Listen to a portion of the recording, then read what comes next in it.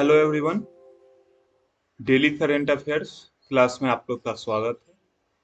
Team ECS की ओर से आज 16 मार्च को कल और आज दोनों दिन का करंट अफेयर आपके सामने लाया गया है।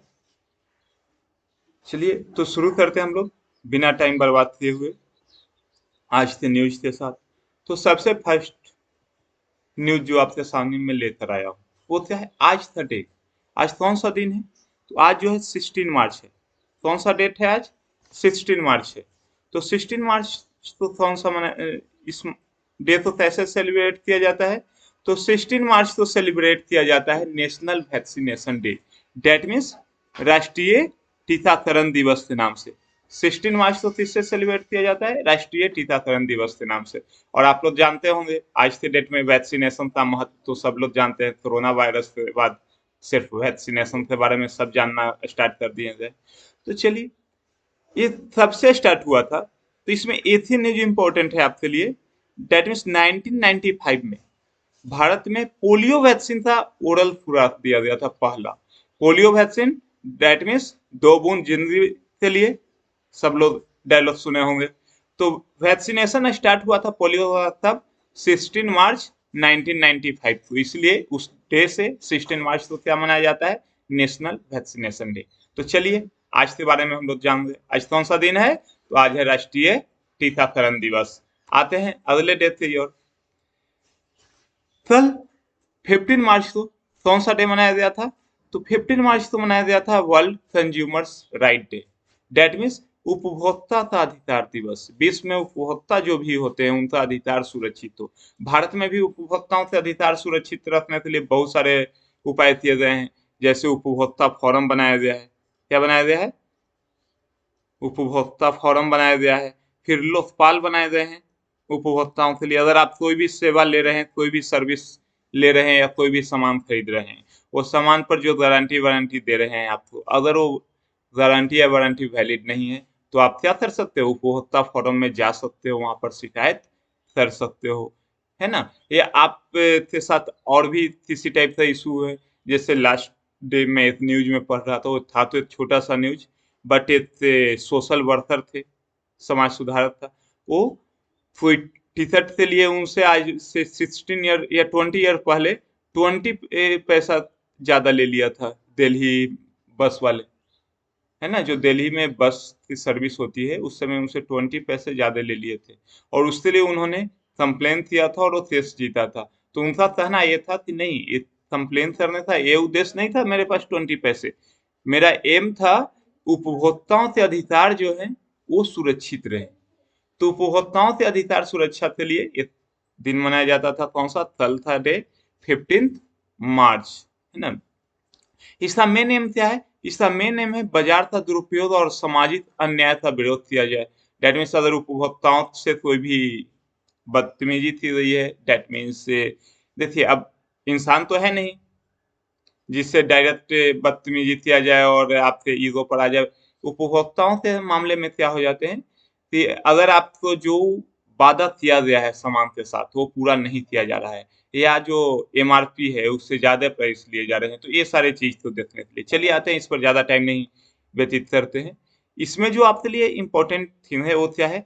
इसका theme world consumer right day का थीम क्या है? तो इसका थीम जो था इस वर्ष का फेयर डिजिटल फाइनेंस। इसको ध्यान रखिएगा, इस वर्ष का थीम क्या है? फेयर डिजिटल फाइनेंस है। अंतर्राष्ट्रीय उपभोक्ता अधिकार दिवस का थीम है फेयर डिजिटल फाइनेंस। ये तब से स्टार्ट किया गया था। तो यहाँ ध्यान दीजिए 15 मार्च 1962 को जो अमेरिकन राष्ट्रपति उस समय थे, जॉन एफ कैनेडी, सब लोग नाम सुने होंगे कैनेडी के बारे में, बहुत प्रसिद्ध राष्ट्रपति बने थे।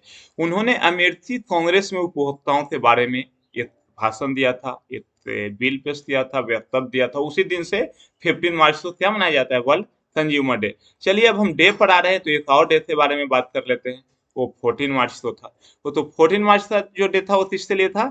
Action for river, international day of action for reverse. That means नदियों के लिए जो इंटरनेशनली मापदंड बनाए गए हैं, क्या क्या कार्रवाई किया जाए ताकि सारे नदी क्या रह जाए? सुरक्षित रह जाए, नदी बर्बाद नहीं हो। जैसे आज के डेट में इंडिया में है बहुत सारी नदियां अपनी अस्तित्व खोती जा रही है। जैसे हम लोग पहले भी सुने हैं कि एक सरस्वती भी नदी थी, वो अपना अस्तित्व खो दी है ना। तो नदियां अपना अस्तित्व नहीं खो, इसके लिए इस दिन मनाया जाता है 14 मार्च को, international day of action for reverse. इस बार इसलिए मैं इसको बता दिया कि क्या था ये, इसका 25th एनिवर्सरी था। दैट मीन्स 2022 जो था इस दिन का 25th एनिवर्सरी था, इसलिए थोड़े से इंपॉर्टेंट हो जाते हैं ना। और इस साल इसका थीम क्या है, तो इसका जो थीम है जैव विविधता के लिए नदियों का महत्व।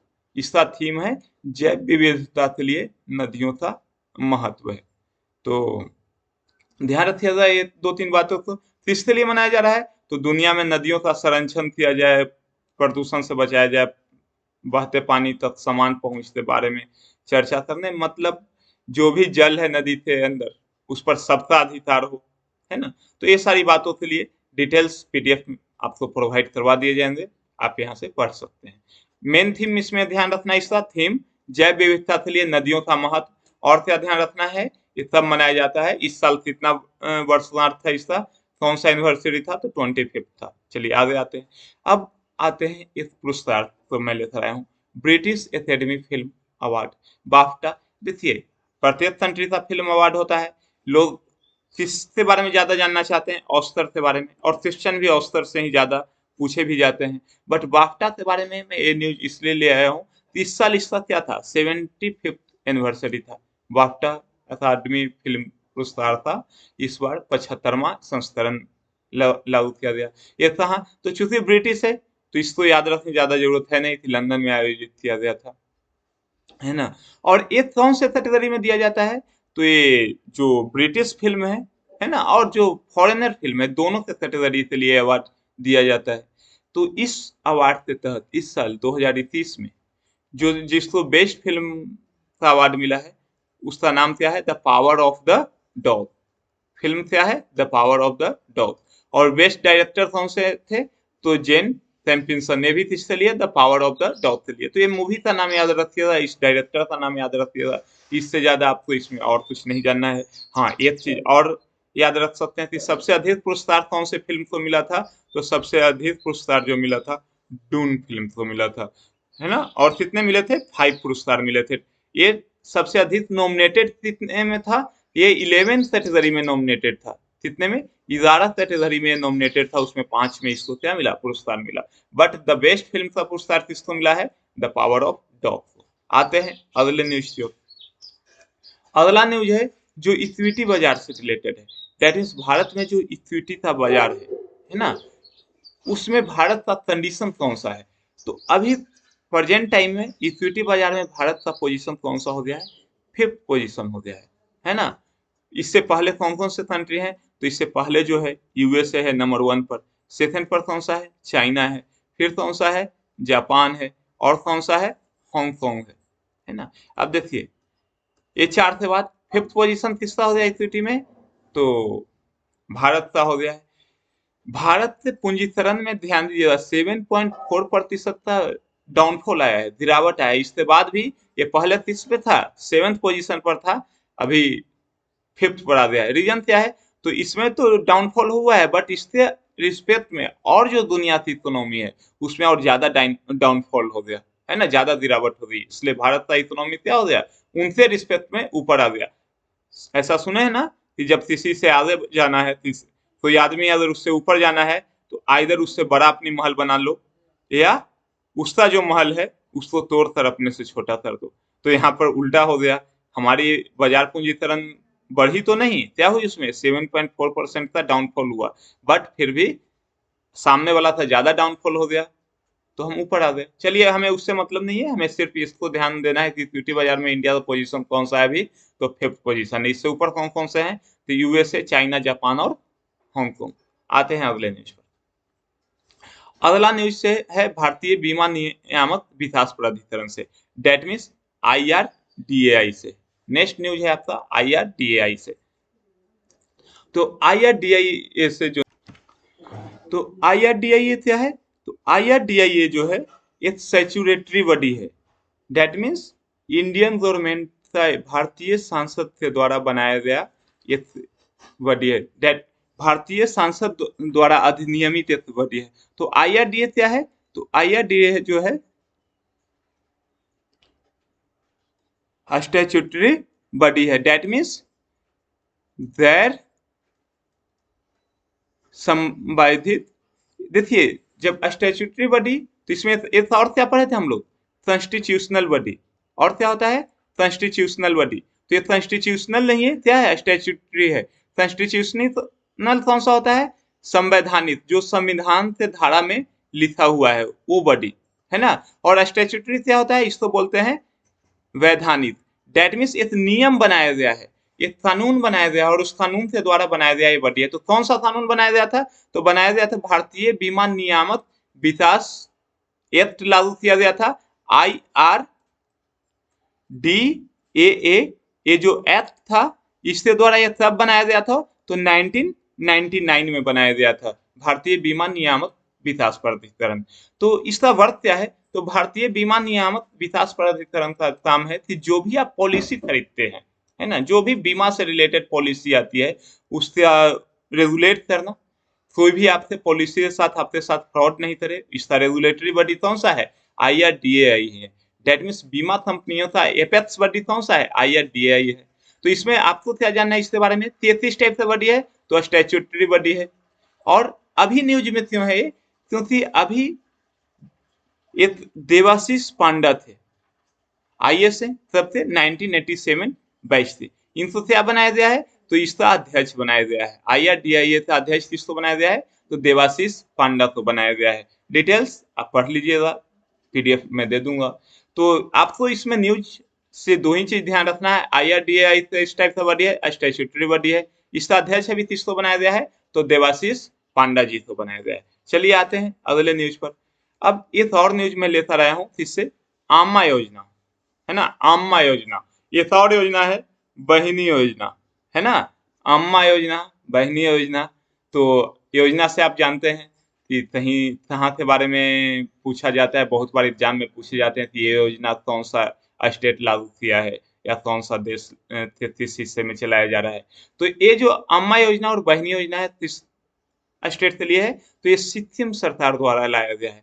इसके अनुसार सिक्किम सरकार का क्या प्लान है कि जो लोग गैर कामकाजी, डेट मीन्स नॉन वर्किंग, क्या है, नॉन वर्किंग लेडीज है, नॉन वर्किंग लेडीज है, क्या बोल सकते हैं उनको, मदर है, जो नॉन वर्किंग मदर है, उनको उनके बैंक खाते में सालाना कितना 20,000 रुपीज डिपॉजिट किए जाएंगे, जो नॉन वर्किंग मदर है उनके लिए है। और बहिनी योजना कौन सा है, तो ये है क्लास 9 से ऊपर की छात्राओं के लिए, उनको क्या प्रदान किया जाएगा, तो निःशुल्क सैनिटरी नैपकिन दिया जाएगा, है ना। तो ये दो योजना है, दोनों के बारे में जान सकते हैं आप। अम्मा योजना, बहिनी योजना, माँ बहन का योजना है, तो ध्यान रखिएगा कहाँ से है, तो सिक्किम से है। अब देखिए सिक्किम पर आ गए तो हम लोग एक चीज और आपके लिए एक वर्क दे देता हूँ। सिक्किम जो है हमारे कितने स्टेट से जुड़ा हुआ है, डेट मीन सिक्किम का बाउंड्री हमारे कितने राज्यों से मिलता है, इसको आप कमेंट में डालिए, कमेंट कीजिए इस पर। देखिए कितने देशों के साथ बाउंड्री बनाता है, तो ये नेपाल के साथ भी बाउंड्री बनाता है, चाइना के साथ भी बनाता है, और कहाँ से बनाता है, यहाँ ध्यान दीजिए, भूटान के साथ भी बाउंड्री बनाता है। तो डेट मीन्स ये 3 देश से घिरा हुआ है सिक्किम। बट भारत से कितने राज्य से बाउंड्री बनाता है, ये आप कमेंट में जरूर डालिए।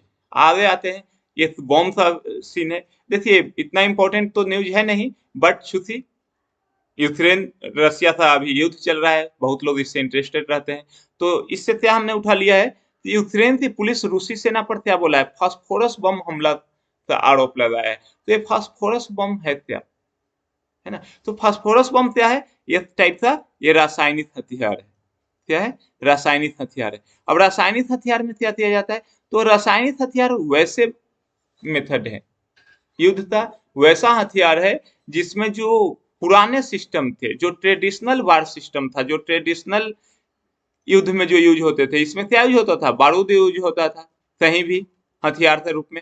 इसको रिप्लेस करके केमिकल को यूज किया जाए, किसको यूज किया जाए, केमिकल को यूज किया जाए। और फास्फोरस बम वही हाल है ना। तो फास्फोरस बम में क्या यूज किया जाता है, तो फास्फोरस का एलोट्रॉप से यूज किया जाता है, क्या यूज किया जाता है, फास्फोरस का एलोट्रॉप से यूज किया जाता है। अब आते हैं एलोट्रॉप्स क्या होते हैं, तो एलोट्रॉप्स साइंस का पार्ट है, डेट मीन्स एलोट्रॉप्स कैसे कंपाउंड को बोलते हैं, कैसे एलिमेंट को बोलते हैं, तो एलोट्रॉप्स वो होता है जो अगर सेम एलिमेंट है, सेम एलिमेंट है और उसका स्ट्रक्चर डिफरेंट हो। ध्यान दीजिएगा, बहुत बार क्वेश्चन में, एक बार मैं क्वेश्चन में देता हूँ एलोट्रॉप्स के बारे में, तो सेम एलिमेंट हो और स्ट्रक्चर क्या हो, डिफरेंट हो, उसको हम लोग क्या बोलते हैं, एलोट्रॉप्स बोलते हैं। जैसे एलोट्रॉप्स के मामले में कार्बन का एलोट्रॉप्स प्रसिद्ध है और तीसरा एलोट्रॉप्स प्रसिद्ध है। तो मेनली कार्बन का है, जिससे क्वेश्चन आपको पूछे जाते हैं। आप दो एलोट्रॉप्स के बारे में सुने होंगे कार्बन का, डायमंड और ग्रेफाइट। ये दोनों क्या हैं, दोनों से दोनों एलोट्रॉप्स हैं। डायमंड क्या होता है, तो ये भी कार्बन है, ग्रेफाइट क्या है, ये भी कार्बन है, बट इसका स्ट्रक्चर डिफरेंट होता है। डायमंड का स्ट्रक्चर क्या होता है, तो डायमंड का स्ट्रक्चर जो होता है टेट्राहेड्रल होता है। ध्यान दीजिएगा, इससे बहुत बार क्वेश्चन पूछे जाते हैं। डायमंड का स्ट्रक्चर किस टाइप का होता है, तो टेट्राहेड्रल होता है। और ग्रेफाइट का स्ट्रक्चर किस टाइप का होता है, तो इसका जो होता है हेक्सागोनल रिंग होता है। ध्यान दीजिएगा, डायमंड का स्ट्रक्चर क्या होता है, टेट्राहेड्रल, और ग्रेफाइट का क्या होता है, हेक्सागोनल रिंग। दोनों कार्बन है, बट दोनों कार्बन से क्या है, एलोट्रॉप्स है। किसके कारण, स्ट्रक्चर डिफरेंट के कारण। तो डायमंड का स्ट्रक्चर क्या है, टेट्राहेड्रल, ग्रेफाइट का स्ट्रक्चर क्या है, तो हेक्सागोनल रिंग होते हैं। अब एलोट्रॉप्स में क्या डिफरेंस है, आप सारे लोग जानते हैं कि एलोट्रॉप्स में डिफरेंस किसके कारण हो रहा है, स्ट्रक्चर के कारण। और डायमंड और ग्रेफाइट दोनों में कितना बड़ा डिफरेंस है, उसका प्राइस क्या है दोनों में, तो बताने की जरूरत है नहीं, आप खुद समझदार हो कि अगर ग्रेफाइट से जब डायमंड आपके पास रहता तो पढ़ने की शायद आपको जरूरत नहीं पड़ती इतना ज्यादा। चलिए आगे आते हैं हम लोग। साइंस का ही बात कर रहे हैं तो एक आध टॉपिक और साइंस में खींच लेते हैं। एलोट्रॉप्स हो गए, देखिए यहाँ पर और क्वेश्चन आपको किससे पूछे जाते हैं, तो बहुत बार पूछ दिए जाते हैं आइसोमर से। और किससे क्वेश्चन पूछे जाते हैं, तो आइसोटॉप से पूछे जाते हैं। और आइसोबार के बारे में जानना होता है। तो आइसोमर क्या होते हैं, तो आइसोमर वैसे कंपाउंड होते हैं जिनका केमिकल फार्मूला क्या हो, सेम हो। याद रखिएगा, केमिकल फार्मूला क्या हो, सेम हो, बट स्ट्रक्चरल फार्मूला क्या हो, स्ट्रक्चरल फार्मूला क्या हो, डिफरेंट हो, है ना। ऐसे कंपाउंड जिसका केमिकल फार्मूला सेम हो, स्ट्रक्चर फार्मूला डिफरेंट हो, उसको क्या बोलते हैं, आइसोमर। एलोट्रॉप्स में हमने क्या बताया था, एलोट्रॉप्स में बताया था कि सेम एलिमेंट क्या होता है, same element but different structure, different structure. Isomer क्या हो गया, केमिकल फार्मूला सेम हो गया, same but structure formula different हो जाए, इससे ये कंपाउंड भी अलग हो जाते हैं। मेन आते हैं इस पर, आइसोटॉप्स पर। इससे मैं क्वेश्चन देता हूँ एग्जाम में, बहुत बार में क्वेश्चन इससे पूछे जाते हैं। तो आइसोटॉप्स क्या होते हैं, तो ध्यान रखिएगा, आइसोटॉप्स जो होते हैं वैसे एलिमेंट होते हैं जिसका एटॉमिक नंबर क्या हो। अब एटॉमिक नंबर क्या होते हैं, आप लोग पढ़ चुके होंगे, नहीं पढ़े होंगे तो इस बार देख लीजिए। और इसके बाद भी अगर आपको नहीं समझ में आता है तो मेरा क्लास आएगा इस पर, केमिस्ट्री का क्लास में अपलोड करूंगा इसी चैनल पर, इंश्योर सिविल सर्विसेज के चैनल पर। हमारी टीम आपके लिए लगी हुई है ताकि आपके प्री में अच्छे रिजल्ट हैं। तो चलिए आगे बात करते हैं। एटॉमिक आइसोटॉप्स क्या होते हैं, जिसका एटॉमिक नंबर सेम हो बट एटॉमिक मास क्या हो, डिफरेंट हो। एटॉमिक नंबर सेम हो, एटॉमिक मास क्या हो, डिफरेंट हो, है ना। इसको क्या बोलते हैं, आइसोटॉप्स बोलते हैं। अब इससे क्वेश्चन कहाँ पूछे जाते हैं, तो क्वेश्चन पूछे जाते हैं C12 और C14। ये दोनों क्या है, C12 और C14, ये कार्बन के आइसोटॉप्स है। इसमें जो C14 का यूज होता है वो किसके लिए यूज होता है, तो एज डिटर्मिनेशन के लिए होता है। किसके लिए होता है, एज डिटर्मिनेशन के लिए। दैट मीन्स बहुत बार सुने होंगे कि ये जो कंकाल है ना, ये जो फॉसिल है इसका एज 2 मिलियन ईयर्स का है, या ये जो रॉक्स है ये 2 लाख साल पुराना है। कैसे पता करते हैं, तो वो जो एज डिटर्मिनेशन किया जाता है, जो उम्र का निर्धारण किया जाता है, वो किसके हेल्प से किया जाता है, तो C14 के हेल्प से किया जाता है। किसके हेल्प से किया जाता है, C14 के हेल्प से किया जाता है। तो चलिए आप C14 के बारे में भी ध्यान रखिएगा। एक और आइसोटोप है जिससे क्वेश्चन आपको पूछे जाते हैं, जैसे कोबाल्ट। कोबाल्ट का जो आइसोटोप है उसका यूज किसके लिए होता है, तो उसका यूज जो किया जाता है कैंसर ट्रीटमेंट के लिए यूज होता है। किसमें, कैंसर ट्रीटमेंट के लिए यूज होता है कोबाल्ट का यूज। कोबाल्ट का जो आइसोटोप है उसका यूज किसके लिए होता है, तो कैंसर के ट्रीटमेंट के लिए होता है। C14 का यूज क्या है, तो एज डिटर्मिनेशन के लिए है। एक और आइसोटोप है जिसको बोलते हैं you, that means uranium 238, uranium का होता है 235, है ना। तो इस टाइप से जो यूरेनियम का आइसोटोप है या थोरियम का जो आइसोटोप्स होता है उसका यूज किसमें होता है, तो न्यूक्लियर एनर्जी में होता है। न्यूक्लियर एनर्जी में किसका यूज होता है, थोरियम या यूरेनियम का न्यूक्लियर एनर्जी में। और इससे आइसोटोप का और क्या, तो न्यूक्लियर बॉम्ब के लिए भी यूज होता है। किसके लिए, न्यूक्लियर बॉम्ब के लिए भी इसका यूज होता है। तो चलिए बहुत सारा पढ़ लिए, आइसोटोप जान गए, एलोट्रोप्स जान गए, आइसोमर जान गए। आइसोबार क्या होता है, तो आइसोटोप का जस्ट उल्टा, इसका एटॉमिक मास सेम होता है, एटॉमिक नंबर क्या होते हैं, डिफरेंट होते हैं। आते हैं हम अगले न्यूज। देखिए अगला न्यूज मैं लाया हूँ, वो आज के डेट में बहुत ज्यादा चर्चा में है। और कौन सा टॉपिक चर्चा में है, तो कश्मीर फाइल्स। एक मूवी आई है, सब लोग इसका नाम जरूर सुने होंगे, जम्मू कश्मीर बेस्ड है। तो ये न्यूज से देखिए थोड़े कंट्रोवर्शियल न्यूज है, तो इससे ज्यादा क्वेश्चन तो आपसे नहीं पूछे जाएंगे, बट इससे एक क्वेश्चन पूछे जा सकते हैं, इसका जो राइटर का नाम कौन सा है और डायरेक्टर का नाम कौन सा है। तो आप इसके राइटर और डायरेक्टर का नाम कौन सा है, आप लोग जरा कमेंट में डाल दीजिए, ताकि हमें भी पता चल जाए कश्मीर फाइल्स के राइटर और डायरेक्टर कौन से हैं, आपको भी याद रह जाए। चलिए अच्छी बात है, आते हैं अब। तो आज के लिए मैं इतना ही न्यूज लेकर आया हूँ। आता हूँ मैं अब क्वेश्चन आंसर सेशन पर। डेली न्यूज के बाद दो चार क्वेश्चन टाइप के भी आपको हो जाने चाहिए। तो सबसे फर्स्ट जो क्वेश्चन मैं लेकर आया हूँ वो कौन सा है, कंपेनियन। ये कंपेनियन है जिसका नाम है समर, SAAMAR। ये किसके लिए यूज किया गया है या किसके लिए लागू किया गया है, तो ये जो कंपेनियन है ये सुपोषित, डेट मीन्स वैसे लोग जिस जो सुपोषित है और अनीमिया से पीड़ित है ना। सुपोषित और अनीमिया पीड़ित महिलाओं के लिए लाया गया है ना। सुपोषित एवं अनीमिया पीड़ित महिलाओं के लिए लाया गया है ना। और बट ये स्कीम लॉन्च कौन सा स्टेट किया है, तो ये स्कीम जो लॉन्च किया है झारखंड सरकार द्वारा चलाया जा रहा है। अब सुपोषित सही से भोजन नहीं मिला, अनीमिया, अनीमिया जो होती है किसके कमी से होती है, तो अनीमिया जो होती है किसके कमी से होती है, ब्लड की कमी से होती है ना। तो चलिए जान गए हम लोग। समर के बारे में सुन लिए, समर कौन सी सरकार का है, तो झारखंड सरकार का स्कीम है, किसके लिए, कुपोषित और अनीमिया पीड़ित महिलाओं के लिए। आगे आते हैं अगले न्यूज पर।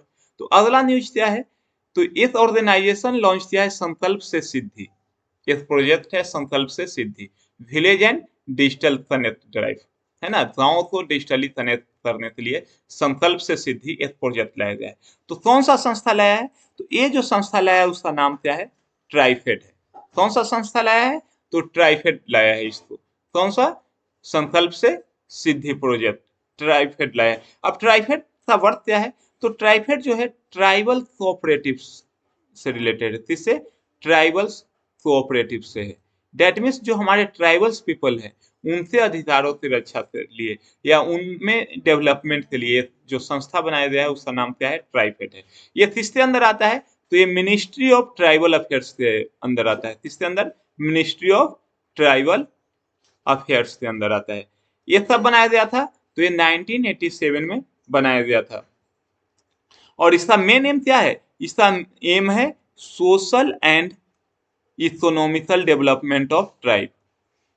क्या है, social and economical development of tribes. किसके अंडर आता है, तो मिनिस्ट्री ऑफ ट्राइबल अफेयर्स से आता है। तो ये जो संकल्प से सिद्धि योजना था, ये इस योजना से सप्लीमेंट्री में लाया गया है। डेट मीन्स इस योजना को सही से लागू किया जाए। वो योजना कौन सा था, तो वन धन विकास। वो योजना कौन सा था, वन धन विकास स्कीम। ये भी किससे ले लाया गया था, तो ट्राइबल्स पीपल जो जंगलों में रहते हैं, है ना, या जो आज भी जंगल से जुड़े हुए हैं, जंगल के द्वारा जो बाई प्रोडक्ट मिलता है वन का, उसी पर निर्भर है, वही उनका रोजी रोटी का साधन है। तो उनसे विकास के लिए लाया गया था वन धन विकास स्कीम। और इसी स्कीम को आगे बढ़ाने के लिए कौन सा लाया गया है, संकल्प से सिद्धि, ताकि लोगों को डिजिटली कनेक्ट किया जाए। कौन सा ऑर्गेनाइजेशन लाया है, तो ट्राइफेड लाया है। बस इतना ही। आते हैं अगले न्यूज पर। तो नेक्स्ट न्यूज क्या है, who release the bulletin of maternal mortality in India. देखिए मातृ मृत्यु दर पर बुलेटिन, इस न्यूज के बारे में कौन बताता है कि इस साल या इस पार्टिकुलर सेशन में इंडिया में मातृ मृत्यु दर कितना रहा। देखिए इंडिया में मातृ मृत्यु दर कितना है अभी इंडिया में मातृ मृत्यु दर 103 के आसपास है। इससे पहले क्या था 113 था, घटकर 103 है। बट अभी भी ये बहुत ज्यादा है, क्योंकि बहुत सारे कंट्री ऐसे हैं जिसमें मृत्यु दर कितना है 2 के आसपास है, मातृ मृत्यु दर 2 है। बहुत सारे कंट्री मतलब अमेरिका जैसे कंट्री में कितना है 17 है, 2 किस्में है नॉर्वे वगैरह जो ऊपर स्कैंडिनेवियन कंट्री जो है यहाँ पर है। तो अब मातृ मृत्यु दर 113 का मीनिंग क्या है? इसका मीनिंग है टोटल 1 लाख बर्थ पर कितना बर्थ होना चाहिए 1 लाख। 1 लाख चाइल्ड का जो बर्थ होता है इस पर कितने लोगों की कितने लेडीज को बर्थ के बाद मृत्यु हो जाती है? तो 1 लाख में कितने से मृत्यु हो जाती है? आज भी 103 लोगों की मृत्यु हो जाती है जब 1 लाख बच्चे जन्म लेते हैं उसमें से। तो इसी को बोलते हैं मातृ मृत्यु दर। कौन सा जारी करता है? तो रजिस्टर्ड जनरल ऑफ इंडिया द्वारा जारी किया गया ये डेटा है। कौन जारी करता है? ध्यान रखिएगा, रजिस्टर्ड जनरल ऑफ इंडिया। आगे आते हैं।